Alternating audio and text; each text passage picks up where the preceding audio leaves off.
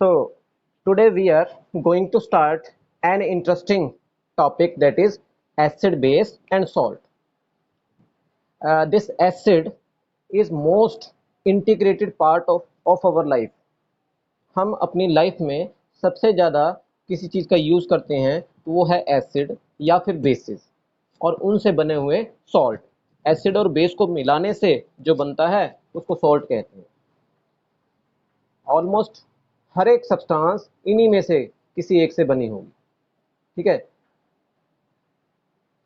आप देखिए, ऑरेंज है, लेमन है, इन सब में जो खटास होती है, सॉरनेस होती है, that sourness is due to acid.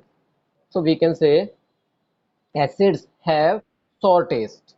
ठीक है, तो एक पहचान तो ये है कि एसिड को टेस्ट करके देखा जाता है तो पता लगता है कि सॉर टेस्ट है, पर क्या सभी एसिड को टेस्ट करना पॉसिबल है?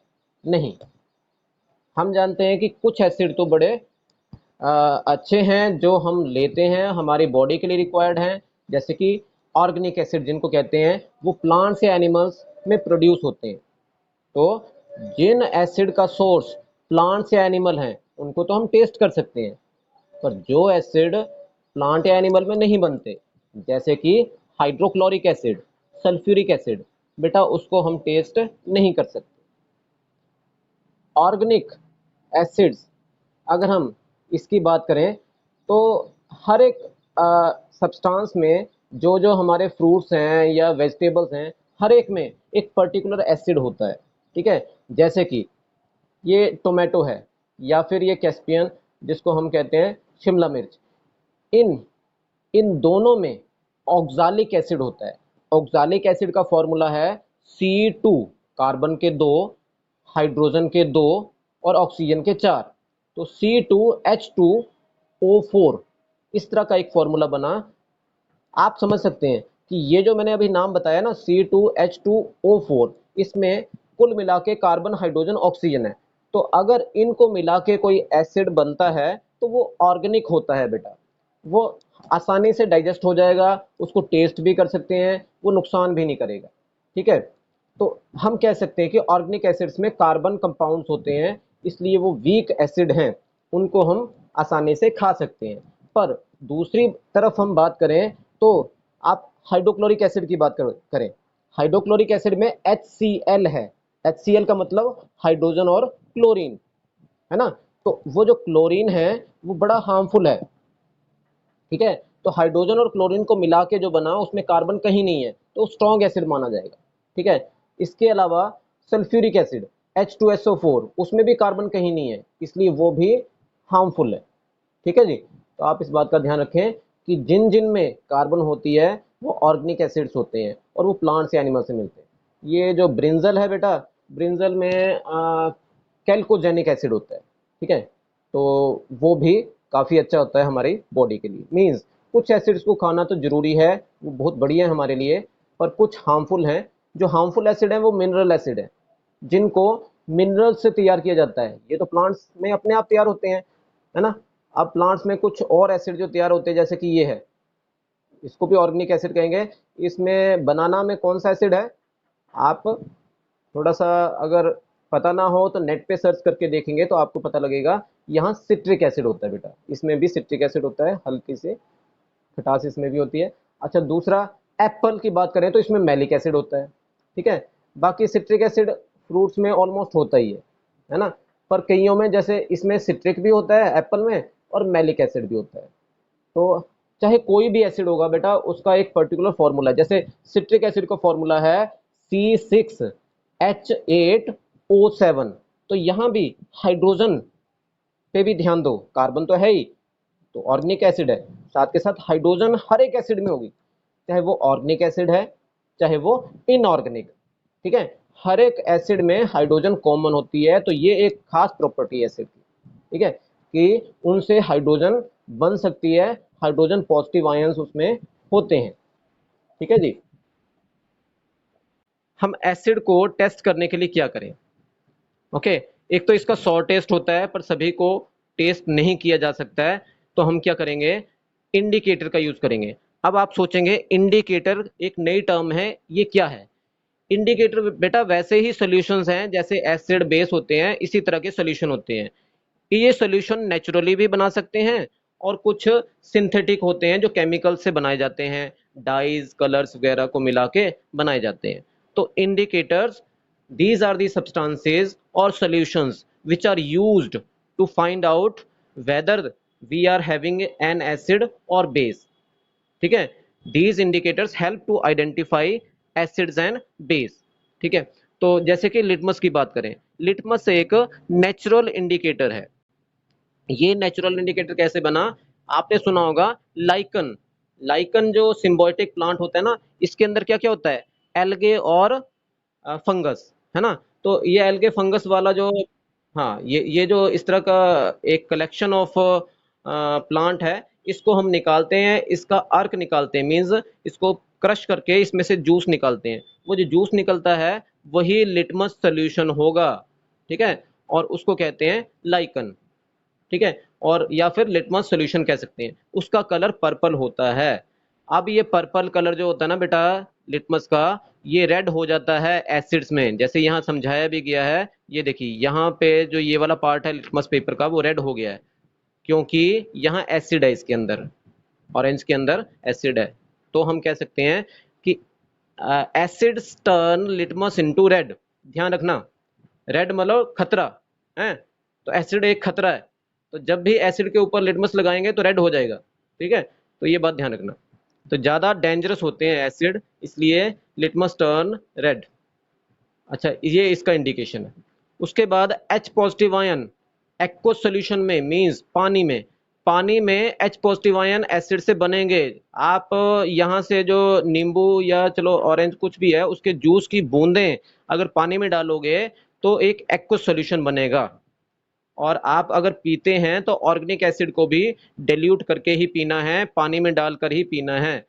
स्ट्रॉन्ग एसिड आपको नुकसान दे सकते हैं। स्ट्रॉन्ग का मतलब यहाँ पे कंसंट्रेटेड एसिड नुकसान कर सकते हैं। तो कभी भी डिल्यूट एसिड की फॉर्म में ही हम लेते हैं कोई भी एसिड। जैसे कि फॉर्मिक एसिड हमारे अंदर आंट ने इंजेक्ट किया तो वो तो कंसंट्रेटेड था ना, इसलिए हमें ईचिंग होती है, पेन होती है।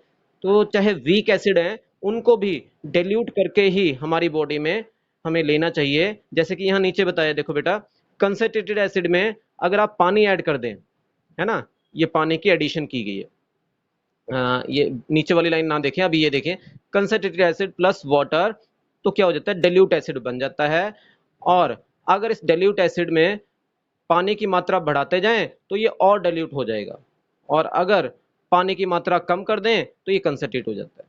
ठीक है, तो ये फर्क है कंसंट्रेटेड एसिड और डिल्यूट एसिड में, इसको अपने दिमाग में रख लेना। ठीक है, तो एसिड जो ऑर्गेनिक है, इनऑर्गेनिक है, कोई भी एसिड है, वो भी आगे दो टाइप के होते हैं, कंसंट्रेटेड एंड डिल्यूट। अच्छा, उसके अलावा अगली बात क्या है, एसिड कोरोड। एसिड कोरोड का मतलब है ये जला देंगे, आपकी बॉडी पे गिरेंगे तो आपको जला देंगे। अगर आप मेटल की शीट के ऊपर गिराएंगे तो मेटल शीट को एकदम से तो जलाएंगे नहीं, पर हो सकता है एक दिन में या 10 दिन में या महीने में उसमें होल्स बनने स्टार्ट हो जाएंगे, क्योंकि वो पिघला देते हैं, मेटल्स को भी पिघला देते हैं। दे आर कोरोसिव, और इसीलिए वो कोरोड करते हैं मेटल्स को। अच्छा, अब बात आती है स्ट्रॉन्ग और वीक एसिड की। यह भी बात हुई थी कि ऑर्गेनिक एसिड जो हम खाते हैं ना, वो तो वीक हैं, और उसमें नाम भी बताए थे। एसिटिक एसिड बेटा ये होता है, इसका फॉर्मूला है CH3COOH। ये सारे फॉर्मूले आपको मिलेंगे बोर्ड पे, जब समझाएंगे ना तो वहां लिखेंगे, तो आप उसको सुनना समझना देखना, तो उससे ध्यान में रहेगा आपके, है ना। अभी आप सिर्फ देखें कि वीक एसिड में एसिटिक एसिड है, ऑक्सालिक एसिड है, सिट्रिक एसिड है। ठीक है, और फटाफट इसको करके फिर हम बोर्ड पे थोड़ा सा इसको एक बार रिवाइज कर लेंगे। देखिए बेटा, यहाँ पे लिटमस सोल्यूशन की बात हो रही है, तो लिटमस सोल्यूशन चाहे किसी भी कलर का है, वैसे पर्पल होता है वो, और उसको कन्वर्ट कर लेते हैं एक बार दूसरी फॉर्म में। तो पर्पल कलर का अगर सोल्यूशन अगर आप डालते हैं यहाँ एसिड में, तो देखिए रेड हो जाएगा। ठीक है, वैसे बेटा लिटमस तो पर्पल ही होता है, पर हम क्या करते हैं, उसको या तो ब्लू बना लेते हैं या रेड, क्योंकि बेस में डालेंगे तो ब्लू हो जाता है। तो ब्लू वाला लिटमस सोल्यूशन अगर आप डालते हैं किसमें, एसिड के अंदर, तो रेड हो जाएगा। तो एसिड की प्रॉपर्टी है कि रेड बना देना लिटमस को, चाहे किसी भी कलर से वो कन्वर्ट हो। अच्छा, बेस की प्रॉपर्टी है कि उसको ब्लू बनाना। आप याद रखना, बेसिस बी से बनाना, बी से बेसिस और बी से ही ब्लू, है ना। तो बेसिस में क्या होता है, लिटमस का कलर हो जाता है ब्लू। ठीक, चलिए अगले पे आते हैं। बेटा अब हम बेसिस की बात कर रहे हैं कि उसका कड़वा टेस्ट होता है। करेला खाया होगा कभी, खाते ही हम बीच में, है ना। तो उसमें बेस है, कौन सा बेस है ये सर्च करना। पालक, उसमें भी बेस है। अब ये बेसिस और किस, जी, हाँ नीम, बिल्कुल, वेरी गुड। बस यही, इसी को बेटा साइंटिफिक स्टडीज यही होती हैं कि हम जितना बुक में लिखा है उससे ज्यादा सर्च करें, सोचें। At least we should be researchers, research of small things, कि हमारे आसपास जो है वो उसमें क्या है, या जो हम साइंस में पढ़ रहे हैं उसके साथ उसको जोड़ें, आसपास की चीजों को। तो नीम, उसमें भी कड़वाहट होती है, वो भी, उसमें भी बेस है। आप देखिए साबुन, जो साबुन हम यूज करते हैं ना, उसमें भी बेस है। बाई चांस कभी जीभ पे टच हो जाए तो कड़वा टेस्ट आएगा। अच्छा, मेडिसिन कड़वी होती हैं, बेस होता है। और इसके अलावा बेकिंग सोडा और ये ब्लीच, ब्लीचिंग पाउडर जो होता है ना, वो क्या करेगा, दाग धब्बे अगर लग जाते हैं ना कपड़ों पे, उस धब्बे को हटाता है। ब्लीचिंग पाउडर का वैसे फॉर्मूला कैल्शियम ऑक्सीक्लोराइड, CaOCl2, इस तरह का फॉर्मूला है। पर उसमें भी बिटरनेस होती है और बेसिक प्रॉपर्टी होती है। तो आप समराइज कर सकते हैं कि बेसिस कैसे होते हैं, बिटर इन टेस्ट। हालांकि सभी बेसिस को टेस्ट नहीं करना, किसी को भी नहीं करना, ठीक है। हाँ, लिटमस पेपर से चेक कर लेना, तो लिटमस पेपर ब्लू हो जाएगा, है। तो बस ये ध्यान रखना। और सोपी इन टच, बेसिस बेटा एसिड से थोड़ा सा कम स्ट्रांग होते हैं। तो आप क्या करेंगे, उस बेस का यूज कर सकते हैं, और उसका यूज करके सोप सॉल्यूशन बनाएंगे या सोप बनाएंगे, उससे हाथ धो सकते हैं। ये मोस्ट इफेक्टिव है, इवन कोरोना वायरस के लिए देखिए कितना इफेक्टिव है ये, है ना। तो बेस जो है वो कई जगह बड़े ज्यादा फायदा देते हैं हमें, और इसी का फायदा आप देख रहे हैं कि सोप से हाथ धोते हैं हम। तो इसमें कौन सा साबुन में कौन सा बेस होता है बेटा, सोडियम। हाँ जी,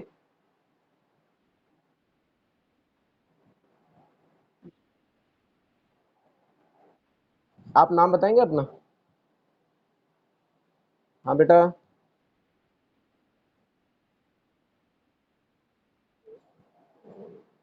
आर्यन,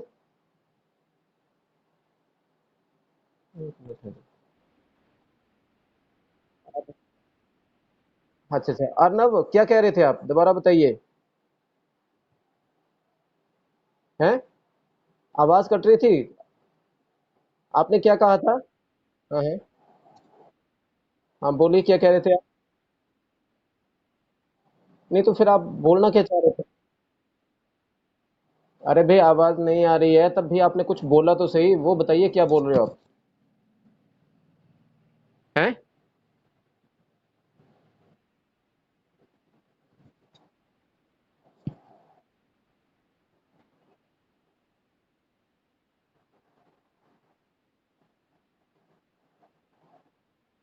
चलिए, तो बेसिस बिटर होते हैं। हाँ जी,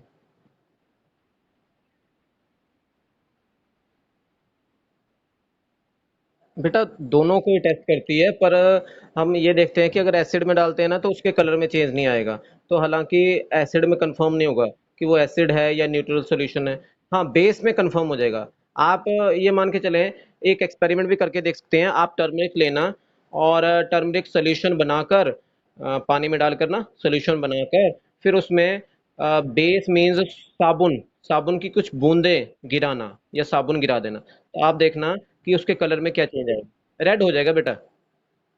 ठीक है, टर्मरिक क्या करती है, बेस में रेड हो जाती है। आपके कपड़ों पे अगर कहीं पे दाल सब्जी का दाग लग जाए ना, तो टर्मरिक होती है उसके अंदर। टर्मरिक में अच्छा येलो कलर है, अब येलो से वो रेड हो जाएगा जब साबुन लगाओगे, उसके ऊपर साबुन लगाने पर वो रेड हो जाएगा। ठीक है जी, ठीक है बेटा। यशवीर, म्यूट करिए।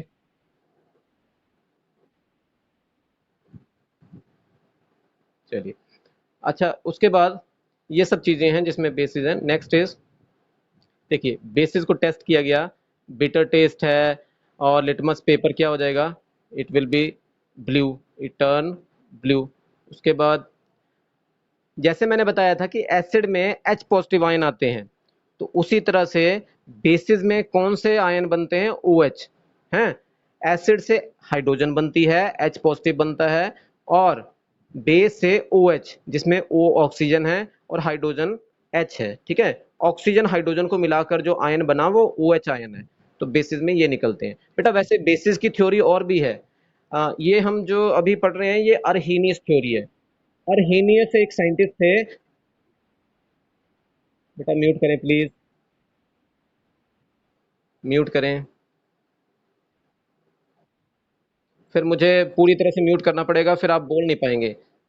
सिद्धार्थ प्लीज म्यूट करिए। सब पता है आपको कि हर एक चीज ऑब्जर्व की जाती है, फिर भी आप मानने को तैयार नहीं होते हैं। और कई बार इतना भूलने वाली बात तो है नहीं, जानबूझ के आप छोड़ देते हैं उसको म्यूट। अच्छा ये देखिए, OH नेगेटिव जो है, तो इसमें ऑक्सीजन हाइड्रोजन को मिला के एक आयन बनता है, इसको OH नेगेटिव कहते हैं, तो ये बेस में होता है। और ये अर्हेनियस थ्योरी के अनुसार है कि अगर कोई एसिड होगा ना तो उससे H पॉजिटिव बनेगा, और अगर कोई सब्सटेंस बेस होगा तो उससे OH नेगेटिव बनेगा। अच्छा दूसरा सोपी टच है, ये भी है। इसके अलावा और भी है, ब्रोंस्टेड थ्योरी भी है बेटा। ब्रोंस्टेड थ्योरी के अनुसार अगर कोई सब्सटेंस प्रोटॉन देता है, प्रोटॉन, तो वो एसिड देगा, ठीक है। एसिड गिव्स प्रोटॉन, और अगर कोई प्रोटॉन लेता है तो वो बेस होगा। तो ये सारा हम पढ़ेंगे, वैसे बोर्ड पे समझ लेंगे। उसके बाद है स्ट्रॉन्ग बेस। स्ट्रॉन्ग बेस में क्या है, सोडियम हाइड्रोक्साइड, पोटाशियम हाइड्रोक्साइड या कैल्शियम हाइड्रोक्साइड, ठीक है। ये सारे के सारे बेटा एल्कली भी हैं, ये पानी में सोल्यूबल होते हैं, इसीलिए सबसे ज़्यादा स्ट्रॉन्ग माने जाते हैं। पर कुछ वीक हैं जो पानी में सोल्यूबल नहीं है, वीक बेस, जैसे अमोनियम हाइड्रोक्साइड, ये पानी में सोल्यूबल नहीं है। आपने अमोनियम हाइड्रोक्साइड को पानी में डाला तो अलग से लेयर बन जाएगी, पानी में डिजोल्व नहीं होगा। कॉपर हाइड्रोक्साइड, जिंक हाइड्रोक्साइड, ये सारे वीक हैं और ये पानी में सोल्यूबल नहीं होते। अच्छा पानी में जो सोल्यूबल होते हैं उनको क्या कहते हैं, एल्कली, जैसे सोडियम हाइड्रोक्साइड। अब एल्कली क्यों कहते हैं, एल्कली बेटा एक अरबियन वर्ड है, अरबियन वर्ड। और अरबी भाषा में एल्कली का मतलब होता है ऐश, ऐश का मतलब वो राख। तो होता क्या है, जब सोडियम को जलाएंगे तो उससे जो राख बनती है ना, उसको पानी में डालकर एल्कली तैयार हो जाएगा, सोडियम हाइड्रोक्साइड बन जाएगा। ऐसे पोटाशियम को जलाने से पोटाशियम हाइड्रोक्साइड, मतलब जिन जिन की राख बनती है उन सब्सटेंसेस की राख को पानी में डिजोल्व करके एल्कली बन जाते हैं। इंडिकेटर्स बेटा, बिल्कुल बिल्कुल डेफिनेटली बेटा, हर बेस में हाइड्रोक्साइड होगा। अगर हाइड्रोक्साइड नहीं होगा तो इलेक्ट्रॉन्स होंगे। जिस सब्सटेंस में इलेक्ट्रॉन्स होते हैं ना, देखो हाइड्रोक्साइड के ऊपर माइनस लिखा था, देखा होगा आपने, है ना। तो वो माइनस क्या दिखा रहा है, इलेक्ट्रॉन्स को। इसका मतलब जिस सब्सटेंस के ऊपर इलेक्ट्रॉन्स होंगे या माइनस होगा वो पक्का बेस होगा, उसमें से इलेक्ट्रॉन्स निकल सकते हैं तो वो बेस होगा। थोड़ा सा और डिटेल में बाद में पढ़ेंगे। चलिए इंडिकेटर्स बेटा बेसिकली कलर और स्मेल के अनुसार डिवाइड किए जाते हैं। कुछ इंडिकेटर्स अपने कलर के अनुसार काम करते हैं, जैसे लिटमस है, लिटमस कभी रेड कलर दे रहा है ना। हाँ एसिड में रेड, और ब्लू में, सॉरी बेस में ब्लू। तो कलर के अनुसार अपने आप को जस्टिफाई कर रहा है। तो ऐसे इंडिकेटर्स जिनके कलर में चेंज आने से हम पहचान सकते हैं एसिड बेस को, they are called visual, visual indicators. और कुछ ऐसे होते हैं जो स्मेल के अनुसार आइडेंटिफाई करेंगे, जैसे कि वेनिला है, वेनिला का, वेनिला की एक पर्टिकुलर स्मेल होती है, अनियन उसकी स्मेल होती है, क्लोव ऑयल लौंग का तेल, उसकी भी अपनी एक स्मेल होती है। ये सभी अपनी स्मेल लूज कर जाते हैं बेस के अंदर। तो इस तरह के जो स्मेल के अनुसार आइडेंटिफाई करते हैं ना, उनको कहते हैं all factory, all factory indicators. तो बेसिकली तो दो टाइप के इंडिकेटर्स हैं, पर आगे टाइप्स में और उसको डिवाइड किया गया है। कुछ नेचुरल होते हैं, तो नेचुरल जो हैं वो नेचर से मिले, जैसे कि लिटमस की बात आई थी, लिटमस रेड हो जाता है एसिड में, बेस में ब्लू। अच्छा टर्मरिक की बात आई, आपने बताया था येलो, एसिड में तो येलो ही रहेगा, पर बेस में क्या हो जाएगा, रेड, ठीक है, इसको ध्यान रखना। अब कुछ इंडिकेटर्स नेचर से नहीं मिलते, उनको कहते हैं सिंथेटिक इंडिकेटर्स। सिंथेटिक बेटा ऐसे होते हैं कि हम दो तीन केमिकल्स लेते हैं, उनकी रिएक्शन करवाते हैं, रिएक्शन से जो बना, जैसे मिथाइल ऑरेंज है, तो मिथाइल ऑरेंज एक इंडिकेटर है। कैसे इंडिकेट करेगा कि एसिड है या बेस है? ठीक है, आप इस इंडिकेटर को अगर एसिड में डालते हैं ना तो कलर कौन सा देगा? रेड। ठीक है, और अगर बेस में डालते हैं तो येलो। ध्यान रखना। हाँ जी। अच्छा, उसके बाद फिनोफ्थलीन। बेटा फिनोफ्थलीन भी इसी तरह का इंडिकेटर है। तो अगर आप उसको बेस में डाल दोगे तब तो पिंक कलर आता है, हालांकि यहाँ दिखाया नहीं है। तो फिनोफ्थलीन बेटा अपना कोई भी कलर एसिड में नहीं देता, तो फिनोफ्थलीन का कलर ही नहीं आएगा, कलरलेस। अगर आप एसिड में डाल दोगे ना, जैसे नींबू का रस है, उसके अंदर आप फिनोफ्थलीन की बूंदें डाल देते हैं, तो कोई कलर चेंज नहीं आएगा, आप कहेंगे कलरलेस। तो फिनोफ्थलीन कलरलेस एसिड में है, और बेस में ये पिंक हो जाता है, ध्यान रखना। ऑल फैक्ट्री इंडिकेटर बेटा तब भी हल्का सा पिंक होगा ही होगा, ये श्योर है। ठीक है, ऑल फैक्ट्री इंडिकेटर्स पे आते हैं। वेनिला एक ऐसी सब्सटेंस है जिसका एक खास फ्रेग्रेंस होती है ना। तो वो जो ऑल फैक्ट्री इंडिकेटर है उसमें बेस अगर डाल देते हैं तो कोई स्मेल नहीं रहेगी, स्मेल खत्म हो जाएगी। ठीक है, ऐसे क्लोव ऑयल, उसके अंदर अगर आप डाल देंगे बेस, तो वो जो उसका उसकी फ्रेग्रेंस है, उसकी स्मेल है, वो कम होनी स्टार्ट हो जाएगी और खत्म हो जाएगी है। साबुन के बूंदे, साबुन के सोप की सॉल्यूशन की बूंदे अगर आप डालते हैं ना, इनमें से किसी में भी, है ना, तो आप देख सकते हैं कि उसकी फ्रेग्रेंस कम हो जाएगी। इंडिकेटर्स कलर के अनुसार ये हैं। ठीक है जी, आप देख सकते हैं, नाम लिखे हैं। और जो स्मेल के अनुसार आइडेंटिफाई कराते हैं। हाँ बोलिए।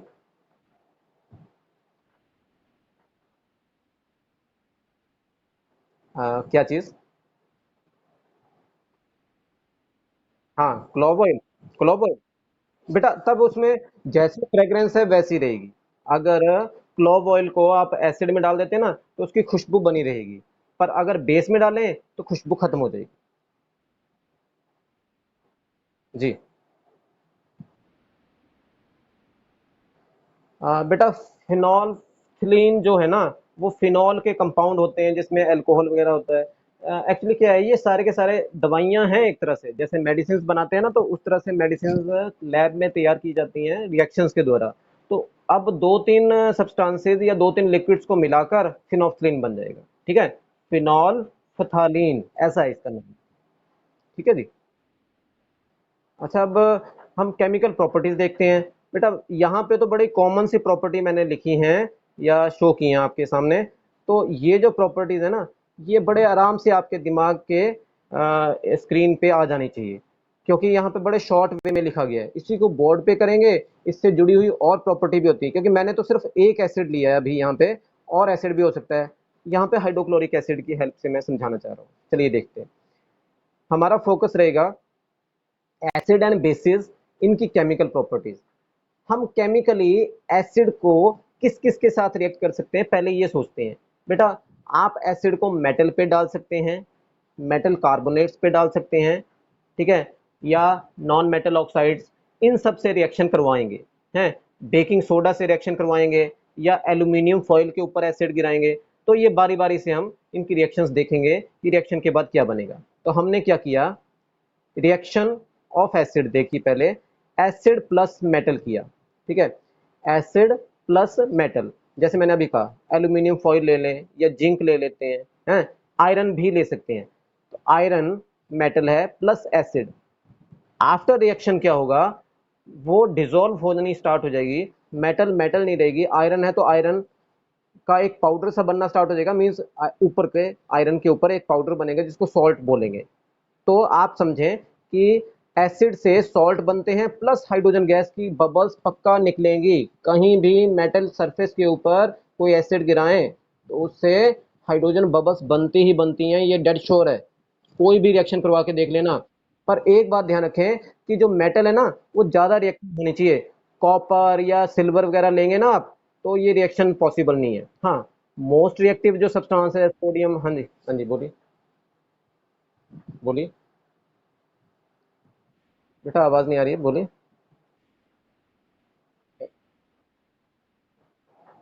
हाँ, कुछ कहना चाह रहे हैं?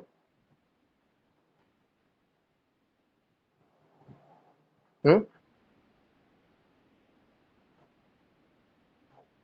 बेटा म्यूट कर दो, म्यूट कर दो। आपकी आवाज आ रही है मुझे। आप जो भी स्टडी कर रहे हैं उससे पहले अपने आप को म्यूट कर लें।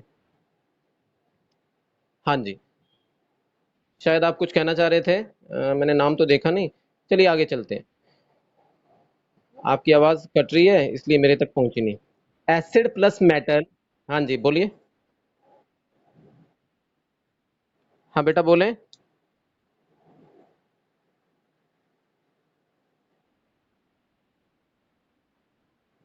एसिड कोई भी हो सकता है। सल्फ्यूरिक एसिड हो सकता है। सिट्रिक एसिड अगर लेते हैं ना तो वो कम रिएक्टिव होगा। हो तो कोई भी सकता है पर रिएक्शन थोड़ी स्लो होगी। रिएक्शन होगी पक्का। एसिड प्लस मेटल, कोई भी एसिड हो, और पर मेटल थोड़ी सी कम रिएक्टिव ना हो, कॉपर सिल्वर इनको छोड़ के, तो रिएक्शन होगी। ठीक है, क्या बनेगा? हाइड्रोजन बनेगी, सॉल्ट बनेगा। बेस में भी ऐसे होगा, बेस प्लस मेटल, तो क्या बनेगा? Salt plus hydrogen. देखो हाइड्रोजन तो कॉमन ही है, हाइड्रोजन तो बननी ही है जब भी मेटल की रिएक्शन हो, चाहे बेस से हो चाहे एसिड से हो। ठीक है, और सॉल्ट भी बनना है। और पर्टिकुलर रिएक्शन लिख के देख लें, तो हाइड्रोक्लोरिक एसिड देखो HCl लिखते हैं उसको, है। मेटल यहाँ पे जिंक है तो Zn लिखा है। तो इतना सा तो आपको आना चाहिए, ये सिंबल्स आपको पता होने चाहिए। इनकी रिएक्शन के बाद क्या बनेगा? जिंक यहाँ से क्लोरीन को लेगा और ZnCl2 बनाएगा, और हाइड्रोजन अलग से निकलेगी। ऐसे ही आप बेस की बात करेंगे तो सोडियम हाइड्रोक्साइड है, NaOH। OH जिसमें होता है वही बेस होता है ना। अब इसमें अगर आप जिंक मिला देते हैं तो क्या होगा? जिंक अपने आप को सोडियम के साथ जोड़ेगा और सोडियम जिंकेट बन जाएगा। ये फॉर्मूला आपको धीरे धीरे समझ आएगा, बोर्ड पे समझाएंगे बाद में। चलिए, सोडियम जिंकेट और प्लस हाइड्रोजन जो यहां से निकली ना वो अलग से लिख देंगे। तो ये रिएक्शन है, मींस मेटल्स की रिएक्शन के बाद हाइड्रोजन गैस बनती है और सॉल्ट बनते हैं। अब देखिए, वहां जो हाइड्रोजन गैस बनी है उसको टेस्ट कर रहे हैं। हमने यहाँ जिंक लिया था। बेटा प्लीज मुझे एक बार कंप्लीट करने दें, फिर डाउट लेते हैं। तो हमने यहाँ पे मेटल ली थी, मेटल में एसिड डाला, एसिड ने रिएक्शन की होगी तो हाइड्रोजन गैस की बबल्स बनेगी। These bubbles will come here and then they will come out. अब यहाँ से जो बबल्स आ रही हैं, आप इसको टेस्ट करना चाह रहे हैं क्या हाइड्रोजन की ही हैं? अगर हाइड्रोजन की बबल्स होंगी ना तो burning candle will produce pop sound. एकदम से पॉप की आवाज से ये जलेगी, तो पता लग जाएगा कि यहां से हाइड्रोजन गैस निकली थी। हाँ बेटा आप बोले।